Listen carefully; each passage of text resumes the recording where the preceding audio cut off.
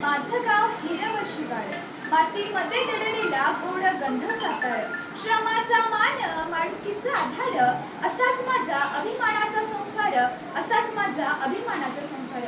गाव हे फक्त भौगोलिक ठिकाण नसतं, तर ती असते माणसांची माणुसकी जपणारी जागा, जिथे प्रत्येक घर ओळखीचं, प्रत्येक रस्ता आठवणींनी भरलेला आणि प्रत्येक माणूस आपलासा वाटतो। सकाळच्या पक्ष्यांच्या किलबिलाटात, शेतीच्या मातीतील सुगंधात आणि सणांच्या उत्सवातली जो आत्मीयतेचा गंध आहे ते म्हणजे माझं गाव। आणि म्हणूनच माझा गाव हा माझा अभिमान आहे। रसिक श्रोते हो, नमस्कार। मी कुमारी शुक्राना मोहम्मद गौसंदे, कन्याशाळा एडनीपाणी इयत्ता 10वीची विद्यार्थिनी, तुमच्या समोर विषय मांडते माझा गाव माझा अभिमान।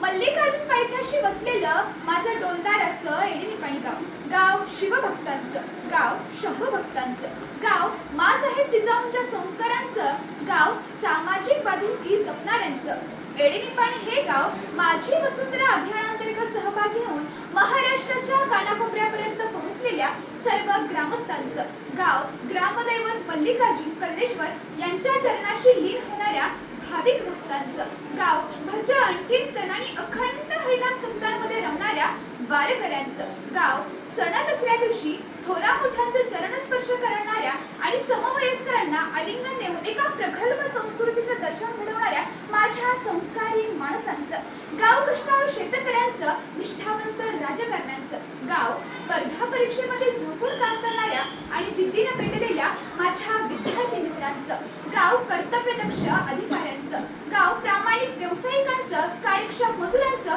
होतं करून तरुणांचं आणि क्रिकेट वेड्या माणसांचं, गाव शेतात राबणाऱ्या आणि आपल्या घरासाठी त्याग होणाऱ्या माझ्या माया माऊलींचं, लेकी बाळांचं, माता भगिनींचं, गाव पोरांनो तुम्ही व्हा पुढं, आम्ही आहोत तुमच्या पाठीशी, अशी गावच्या पाठीवर आधाराची थाप टाकणाऱ्या आणि खरोखर आजही गावचा आधार असणाऱ्या धोतर परिधान करणाऱ्या माझ्या वयोवृद्धांचं, गाव लोक वेगळ्या भूभागांमध्ये राहून देखील गावच्या प्रत्येक कार्यात उत्स्फूर्तपणे सहभाग नोंदवणाऱ्या आणि प्रत्येकाच्या सुखदुःखात सामील होणाऱ्या माझ्या ज्येष्ठांचं आणि श्रेष्ठांचं, गाव या जिल्हा परिषद प्राथमिक शाळेत शिकवणाऱ्या माझ्या सर्व शिक्षकांचं, गाव ग्रामपंचायतीचे सर्व आजी माजी सरपंच उपसरपंच त्यांचे सर्व सदस्य, विद्यमान पोलीस पाटील माजी पोलीस पाटील हे सर्व सदस्य व त्यांचे सर्व सदस्य मंडळ, गावचे उपसरपंच हे त्यांचे सर्व सदस्य मंडळ, विविध सहकारी सोसायटीचे चेअरमन व्हाईस चेअरमन त्यांचे सर्व सभासद मंडळ, या गावचं धार्मिक राजकीय आणि सांस्कृतिक क्षेत्रात राजकारण करणाऱ्या साऱ्या युवकांचं, असं गाव असेल तर कोणाला आपल्या गावचा अभिमान वाटणार नाही। म्हणूनच माझं एडनीपाणी हाच माझा अभिमान आहे। गावाचं मोल शब्दात मावेना, आठवणींच्या ओघात मन राहावेना, आईसारखी मायाळू ही माती, आईसारखी मायाळू ही माती, तिच्याचसाठी उभी आहेत माझी सर्व नाती, तिच्याचसाठी उभी आहेत माझी सर्व नाती। माझं गाव एडनीपाणी हे सांगली जिल्ह्यातील एक समृद्ध असलेलं गाव। एडनीपाणीमध्ये असा एक शेतकरी आहे जो दिवस रात काम करून पावसावर विश्वास ठेवून दिवस रात्र काम करतो। माझ्या गावात गुराखी आहे जो आपल्या जनावरांवर प्रेम करत जीवापाड काम करतो आणि माझ्या गावात शेतकरी आहे जे आपल्या ज्ञानाची मशाल पेटवून मुलांना घडवत आहेत। आणि मी फक्त याची ओळख करून देत नाही तर अभिमानाने सांगते की हे माझं गाव आहे। माझं गाव लहान असलं तरी इथल्या माणसांची मने खूप मोठी आहेत, इथले माझे खूप सहकार्यशील आहेत आणि सर्वात महत्त्वाचं म्हणजे निसर्गाच्या सानिध्यातले एक शांत जीवन आहे।